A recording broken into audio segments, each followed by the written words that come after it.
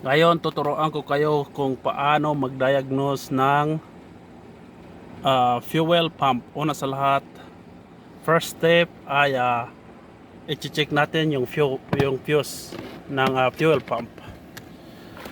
Siyempre mahahanap natin yan dito. Fuel pump, ito po siya. I-check natin yung fuse niya.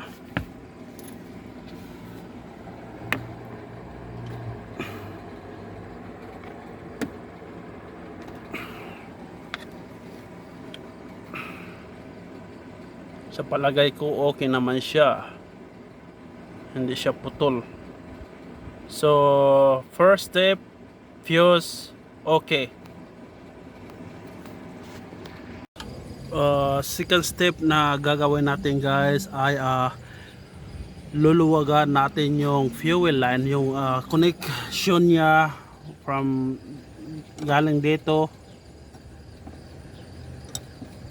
galing papunta sa fuel pump. Ang gagawin natin guys ay luluwagan natin.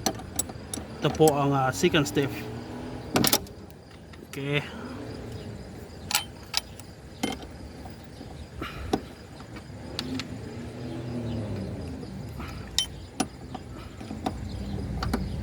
okay guys, luluwagan natin.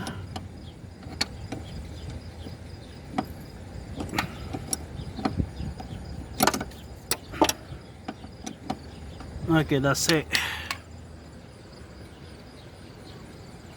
Ang third step natin guys ay kailangan natin ng isang tao na mag-start ng sasakyan.